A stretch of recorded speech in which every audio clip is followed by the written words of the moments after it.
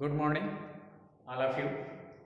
जो चैप्टर है अपना यहाँ पे parties and party system in India, इस पहले इस चैप्टर का नाम था an era of one party dominance in India. ठीक, तो इस बार सीबीएसई बोर्ड ने इस चैप्टर का नाम चेंज कर दिया है। चैप्टर का नाम रख दिया अपना क्या, parties and party system in India. ठीक, यहाँ पे जो पॉइंट्स के ऊपर डिस्कशन किए गए हैं कि कॉन्स्टिट्यूशन का जो फॉर्मेशन था, फॉर्मेशन होने के बाद जब उसको अडॉप्ट किया गया, वो कब अडॉप्ट किया गया, यानी 26 नवंबर 1949 को, और पूरी तरह से वो फोर्स में कब आया अपना इंडियन कॉन्स्टिट्यूशन 26 जनवरी 1950 को। ठीक है, अपने देश में पूरी तरह से फोर्सली उसे फॉलो कराया गया। और उसमें जो यहाँ इलेक्शन कराने के लिए चीफ कमिश्नर थे सुकुमार सेन, उनका अपॉइंटमेंट 1950 को ही हुआ। ठीक है, और उनके सामने कुछ चैलेंजेस थे। ठीक है, क्योंकि हमें फ्रीडम मिले हुए कुछ ईयर्स ही अभी हुए थे। ठीक है, उसके बाद क्या करना था उस पर कि हमें जो इलेक्शन कराने हैं उसमें क्या क्या प्रॉब्लम्स इश्यूज हो सकते हैं, क्या क्या हमें प्रॉब्लम्स फेस करने से हो सकते हैं उसमें। ठीक है, तो फर्स्ट पॉइंट था to hold a free and fair election. ठीक है, फर्स्ट पॉइंट क्या हुआ अपना उसमें कि to hold a free and fair election कराना था।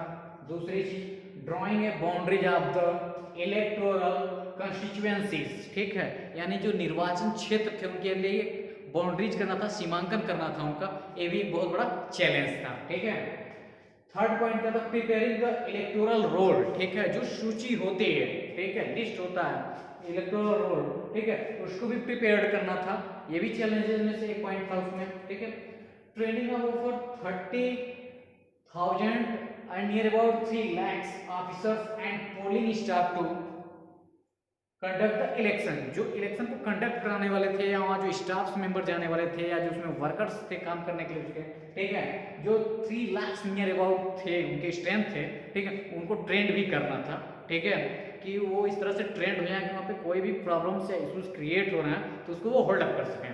ठीक है, इसमें फोर्थ पॉइंट जो अपना to think about different technique of voting suitable for illiterate voters. ठीक है, यानी वो लोग जो पढ़े लिखे नहीं थे, अशिक्षित थे, ठीक है, वो वोटिंग कैसे करेंगे, उन्हें उस प्रक्रिया के बारे में भी समझाना, ये सबसे बड़ा चैलेंजेस था।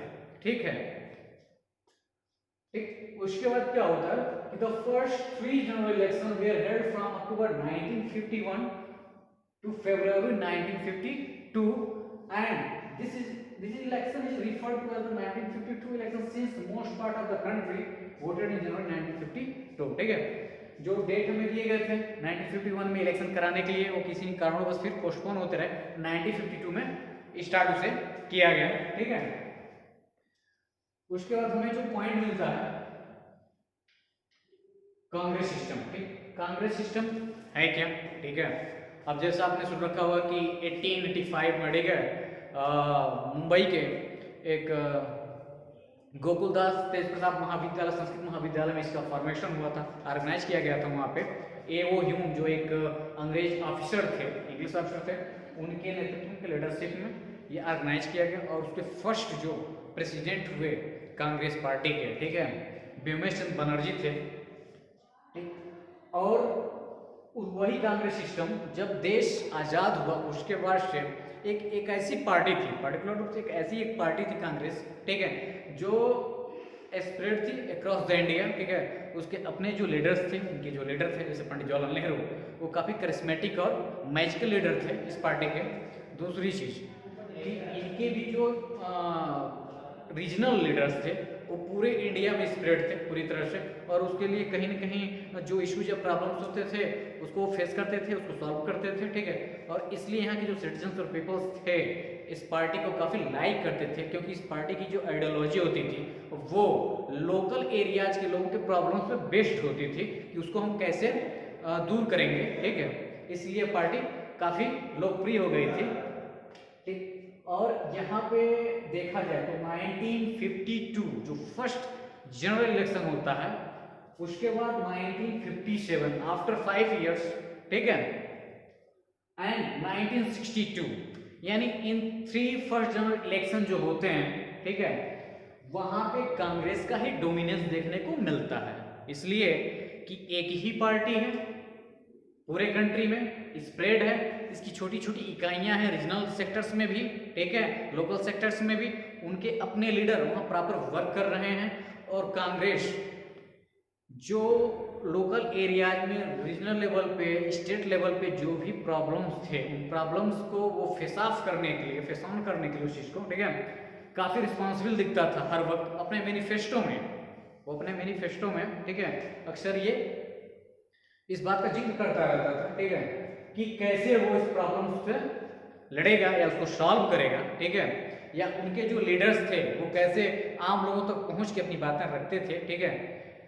इस वजह से Congress party first 3 general election में पूरी तरह से डोमिनेशन में थी, ठीक है, वो मेजोरिटी के साथ विन करके आती थी पार्लियामेंट में और रूल करती थी कंट्री पे, ठीक है। Congress acted both as the ruling party as the opposition. एक ही पार्टी होने के बावजूद भी कांग्रेस ऐसे रोल प्ले करती थी, ऐसे एक्ट करती थी कि यहाँ पे 2 पार्टियां हों, एक रूलिंग पार्टी हो, एक अपोजिशन पार्टी हो, और दोनों रोल को एक साथ प्ले करने की पावर रखती थी अपने पास, ठीक है। आगे इसमें जो पॉइंट्स आते हैं कि एक आपको और बहुत ही अच्छा टॉपिक, इंपॉर्टेंट टॉपिक है बोर्ड एग्जामिनेशन के अकॉर्डिंग देखा जाए तो, one party dominance in India and in other countries, ठीक है, कि यहाँ पे आपको 2 वर्ड देखने को मिलेंगे, वन पार्टी और वन पार्टी सिस्टम, ठीक है, यानी एक दल, ठीक है, का प्रभाव और एक दलीय प्रणाली क्या होती है, इसके ऊपर हम चर्चा करेंगे, डिस्कस करेंगे, ठीक है। तो in most of the case the dominance of one party in India of one party was ensured by compromising democracy, ठीक है। अगर पॉइंट फिर से फोकस किया जाए तो in most of the case the dominance of one party was ensured by compromising democracy, ठीक है, यानी वन पार्टी के डोमिनेंस के केस में अक्सर देखा जाता है, ठीक है, कि वो डेमोक्रेसी के साथ कंप्रोमाइजिंग करती है, ठीक है। सेकेंड पॉइंट क्या है कि in some countries like China, Cuba, Syria, the constitution permits only a single party rule in the country, ठीक है, कि जो चाइना है, क्यूबा है, सीरिया है, वहाँ के कॉन्स्टिट्यूशन में, ठीक है, ये परमिट्स दिया गया, परमिशन उन्हें दिया गया कि यहाँ पे एक सिंगल पार्टी ही रहेगी जो रूल करेगी, ठीक, तो यानी वन पार्टी सिस्टम हो गया। अब किसी देश में अगर एक ही पार्टी का सिस्टम है, यानी एक ही दल वहां पे गवर्न कर सकती है, रूल कर सकती है, ठीक है, तो श्योर सी बात उसी पार्टी का वहां डोमिनेंस देखने को मिलेगा, ठीक। तो जहां वन पार्टी का कॉन्सेप्ट है, कॉन्स्टिट्यूशन के थ्रू परमिशन दिया गया, वन पार्टी रूल करेगी किसी कंट्री में, तो वहां वन पार्टी का ही डोमिनेशन देखने को मिलेगा, ठीक है। थर्ड पॉइंट क्या है कि while in some other like Myanmar, Belarus, Egypt and effectively one party state due to legal and military measures reason, ठीक है, जहां पे देखा जाए तो म्यांमार, बेलारूस, इजिप्ट जैसे कंट्रीज में, ठीक है, वहां पे मिलिट्री भी कभी शासन की हुई है और शासन अभी भी करती है कि ये श्योर नहीं वहां पे वन पार्टी हो, ठीक है, वन पार्टी ही रूल करे, हो सकता है उस पार्टी को डिफीट करके मिलिट्री का जो जनरल है वहां पे क्या हो, सिटिंग करे और वो रूल करना शुरू करता है, तो ऐसा भी कंसेप्ट पाया जाता है, ठीक है। नेक्स्ट पॉइंट क्या है कि reason of Congress dominance in the first 3 general election in India, ठीक है, यानी क्या कारण है कि प्रथम 3 चुनाव, जो प्रथम 3 आम चुनाव हुए इंडिया में, उसमें कांग्रेस पार्टी का केवल डोमिनेंस देखने को मिला, क्या रीजन हो सकते हैं, ठीक है।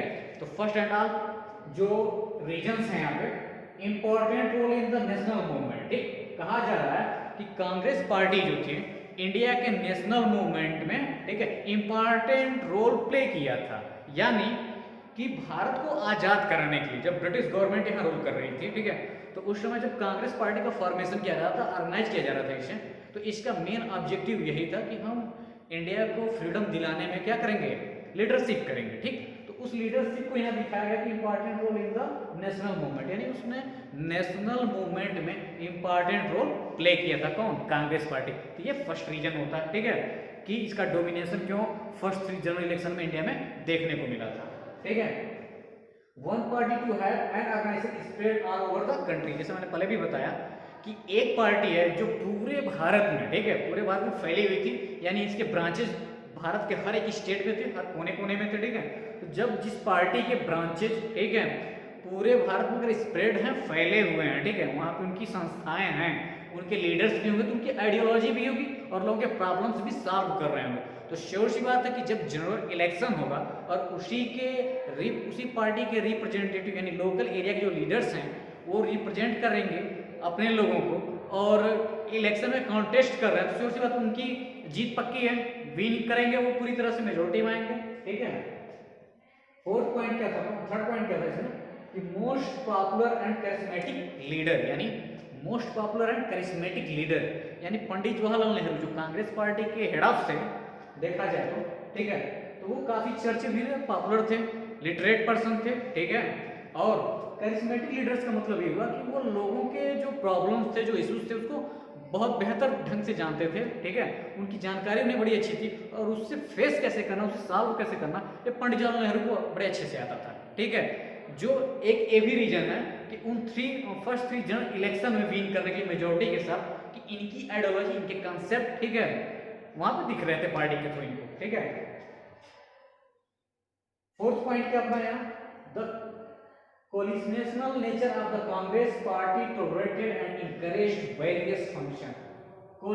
coalitional नेचर यानी कांग्रेस का जो एक नेचर था कि अगर कोई छोटी सी भी एक स्मॉल पार्टी है वो ग्रो अप कर रही है तो उसके साथ कोलिशन कर लेते थे, यानी गठबंधन कर लेते थे। ठीक है, कि आपके जो प्रॉब्लम्स हैं, आपकी जो डिमांड हो आप हमसे बताएं, आप हमारे साथ मिल जाइए, हमारे पार्टी के साथ हो जाइए, हमारे पार्टी में इंक्लूड होइए। ठीक है, हम आपको प्लेस देंगे, हम आपको टाइम देंगे डेवलप करने के लिए। ठीक है, तो वो जैसे उनसे कोलिशन कर लेते थे। ठीक है, tolerated and encouraged various function. ठीक है, और जो विभिन्न प्रकार के फंक्शंस होते थे वहां पे, ठीक है, डिफरेंट टाइप के फंक्शन या प्रॉब्लम्स थे जिस चीज को या जिस प्रॉब्लम्स को फेस करना था उसको सॉल्व भी करना था। ठीक है, उसके लिए कांग्रेस पार्टी हमेशा रेडी रहती थी। ठीक, तो ये 4 पॉइंट्स थे।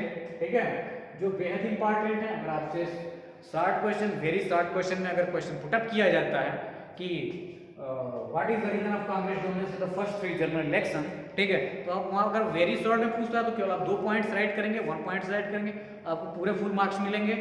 अगर शॉर्ट क्वेश्चन में पूछता है तो आप इसके 4 या 3 पॉइंट्स राइट कर सकते हैं, आपको पूरे नंबर मिलेंगे उस पर। ठीक है, अब नेक्स्ट पॉइंट्स में देखा जाए। ठीक है,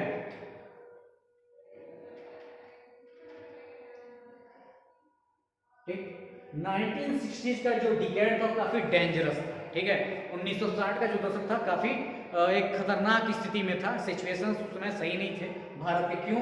क्योंकि अनरिजॉल्व प्रॉब्लम्स लाइक यानी सॉल्व नहीं हो सकता, उस समस्याओं को सॉल्व करना यानी प्रॉब्लम्स को सॉल्व करना आसान नहीं था।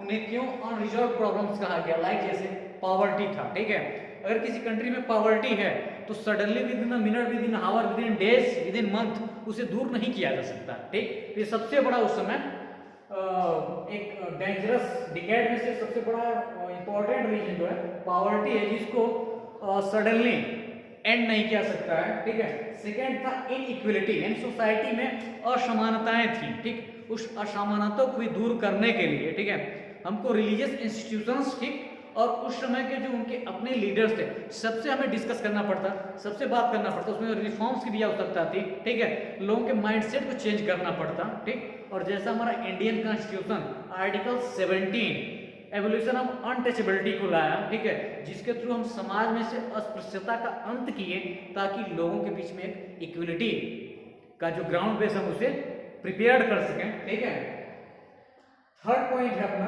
फोर्थ पॉइंट, ठीक है, कि कम्युनल एंड रीजनल डिवीजन। ठीक है, यानी कम्युनल एंड रीजनल डिवीजन भी थे यहाँ पे। ठीक है, और उन सभी के बीच में एक गुड रिलेशन क्रिएट करना, वहां पे भी इक्वलिटी को स्प्रेड करना। ठीक है, वहां पे पीसफुल सिचुएशंस को क्रिएट करना, इस तरह के बहुत सारे अनरिजॉल्व प्रॉब्लम्स थे जिसको सॉल्व करना जरूरी था। ठीक है, एंड फिफ्थ पॉइंट अपना क्या है, the decade is also called dangerous because during this time India faced two wars. यानी ये जो डेंजरस डिकेड दिखाई दे रहा हमें 1960s में, ठीक है, वो डेंजरस डिकेड क्यों हमें दिखाई दे रहा था, क्या कारण था? ठीक है, तो उस समय के जो 2 वार हुए, ठीक, एक चाइना के साथ 1962 में इंडिया का हुआ, जैसे उसने सडनली एक साथ अरुणाचल प्रदेश वाले हिस्से पे और लद्दाख वाले क्षेत्र में 1962 में एक साथ उसने अटैक किया। शिमला समझौता को चाइना कभी एक्सेप्ट नहीं करता है। ठीक है, क्योंकि शिमला समझौता जब हुआ था ब्रिटिश गवर्नमेंट के थ्रू और चाइना गवर्नमेंट में, तो उसमें कहा गया कि सिंपल समझौते में कि जो ये आपका तिब्बत है, ठीक है, वो आप लो, आपके पास रहेगा, लेकिन ये जो बाउंड्रीज हम मैकमोहन लाइंस ड्रा कर रहे हैं उसके इनर पॉइंट में हमारा अरुणाचल प्रदेश है, आप वहां तक नहीं आ सकते। लेकिन इस बात को चाइना कभी भी एक्सेप्ट नहीं किया, ठीक है। और एक जो वार हुआ 1965 में हुआ, इंडिया पाकिस्तान का वार था, ठीक है, जो काफी हमें नुकसान, हार्मफुल भी था हमारे लिए, हमें काफी उसमें नुकसान उठाने पड़े, ठीक है। हमारा 6 पॉइंट जो है, could lead to the failure of the democratic project or even the disintegration of the country।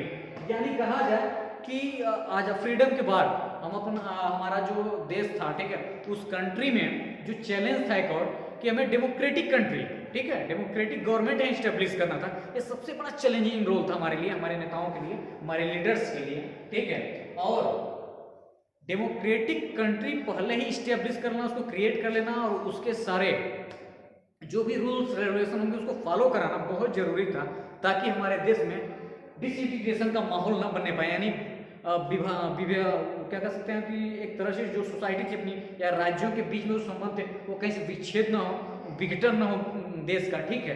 तो वहां पे हम ये कोशिश कर रहे थे, ठीक है।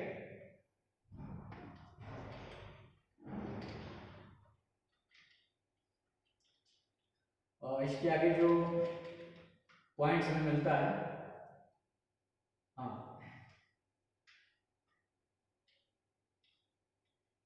एक और आपको टॉपिक मिलेगा आपके बुक में, ठीक है, स्प्लिट ऑफ कांग्रेस, ठीक है। यानी कांग्रेस में भी एक स्प्लिट देखने को मिला, क्यों, कारण क्या था उसका। तो मैं आपको बता दूं कि differences between syndicate and Indira Gandhi supported candidate in the presidential election VV ग्रीन to defeat the Congress official candidate N Sanjiva Reddy, ठीक है। जो कांग्रेस की तरफ से ऑफिशियल लीडर एक जो थे, जिन्हें प्रेसिडेंट के लिए इलेक्ट होना था, ठीक है, ऑफिशियल इलेक्शन के लिए था वहां से, वो थे नीलम संजीवा रेड्डी। बट इंदिरा गांधी जी ने सपोर्ट कर रही थी, वो वीवी ग्रीन थे। और वहीं पे क्या हुआ कि कांग्रेस पार्टी में, ठीक है, डिवाइडेशन होता है, दो पार्ट में होते हैं वो, एक कांग्रेस वो और एक कांग्रेस आर, ठीक है। जो सिंडिकेट ग्रुप था, ठीक है, वो भी पहले इंदिरा गांधी और कांग्रेस पार्टी को सपोर्ट करता था। बट हुआ क्या कि जैसे डिवाइडेशन होता है उसमें जो सिंडिकेट ग्रुप होते हैं, ठीक है, उसमें रिचेस्ट पर्सन, ठीक है, और काफी एक इन्फ्लुएंशियल पर्सनालिटी लीडर थे उसमें, ठीक है, जिसके थ्रू इंदिरा गांधी को काफी प्रॉब्लम्स फेस करने पड़े, क्योंकि वो अब अगेंस्ट आ रहे थे, ठीक है। तो इसीलिए, और वो 1969 में हुआ क्या कि वो अब जो था इंदिरा गांधी से उनका थोड़ा सा लगाव था, वो दूर हो रहा था, उनके वो आइडियोलॉजी अब मैच नहीं कर रहे थे और एक पार्टी बनाना और शुरू किए, ठीक है। उस स्प्लिट ऑफ कांग्रेस में जो सिंडिकेट और आर की बात की है, उसमें मैं बताऊंगा कि उसमें कौन कौन से लीडर हैं और किस स्टेट से बिलोंग करते हैं, जिसपे मैप बेस्ड क्वेश्चन भी आता है। और यहाँ से एक एमसीक्यू क्वेश्चन आपसे पूछा जा सकता है कि in which year Congress were divided into Congress O and Congress R, यानी वो दो ग्रुप में कैसे वो चेंज होता है, कैसे डिवाइड हो रहा है, ठीक है, और किस सन में हुआ, तो 1969 में हुआ है, ठीक है।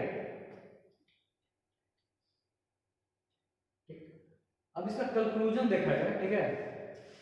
अब इसका जो कंक्लूजन है कि in the 1961 election Indira Gandhi reclaimed the lost of land of the base and re-established the Congress with the slogan remove poverty, ठीक है।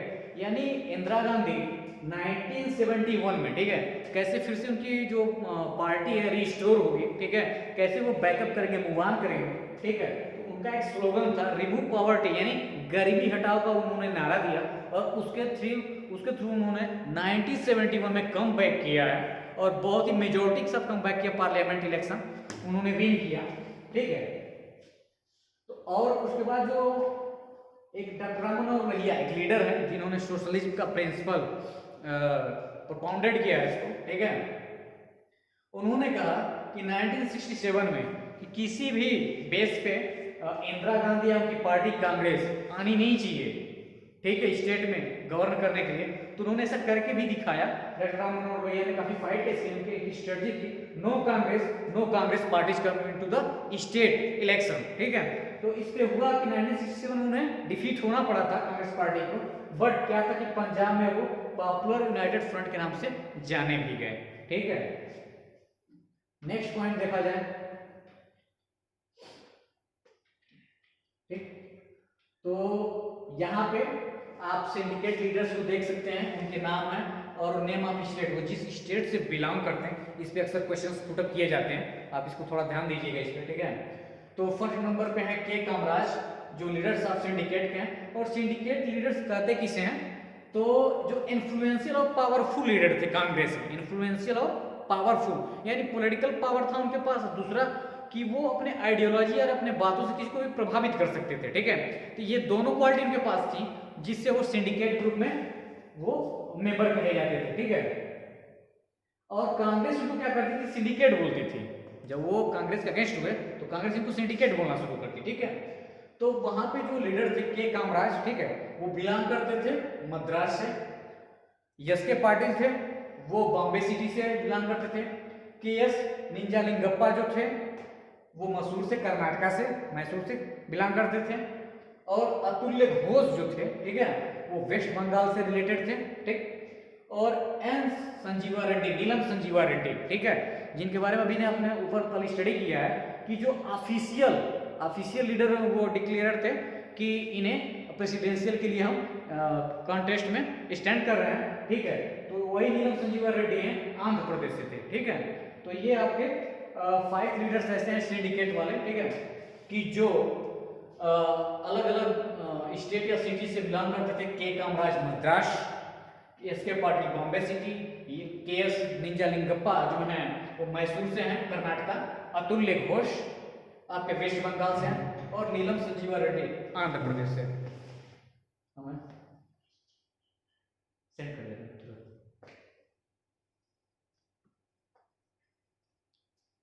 तो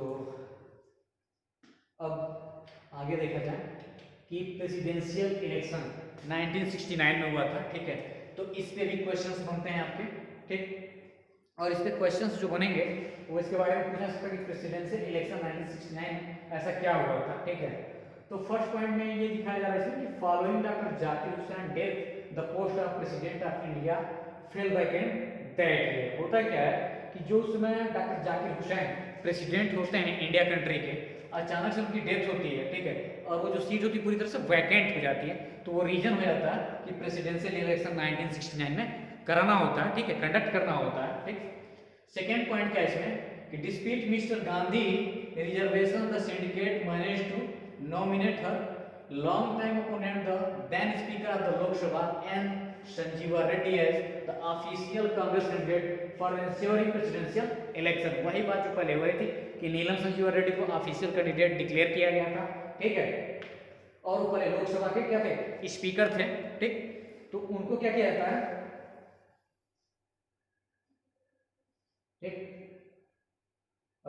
syndicate manage to nominate her long time. इनको अब जो है कि प्रेसिडेंशियल इलेक्शन के लिए नॉमिनेट कर दिया गया है ऑफिशियल तौर पे, जबकि वीवी गिरी का सपोर्ट इंदिरा गांधी कर रही थी, इसलिए वहां कांग्रेस को और कांग्रेस आर में बहुत ज्यादा गुड रिलेशन नहीं देखने को मिलता है। ठीक है, थर्ड पॉइंट देखिए, Indira Gandhi related by encouraging the vice president VV Giri to file his nomination as an independent candidate. बात वही आ गई यहाँ पे कि इंदिरा गांधी क्या थी, ठीक है, इनकरेज कर रही थी वाइस प्रेसिडेंट के लिए। ठीक है, वाइस प्रेसिडेंट इलेक्शन के लिए वीवी गिरी को, और इंडिपेंडेंट कैंडिडेट जो था उन्होंने डिक्लेरेशन किया था इनका। ठीक है, तो प्रेसिडेंशियल इलेक्शन में बस इतना है कुछ। नेक्स्ट वाले हम वीडियो में फिर आगे बहुत सारे टॉपिक्स हैं, उस पर हम डिस्कस करेंगे। तब तक के लिए थैंक यू।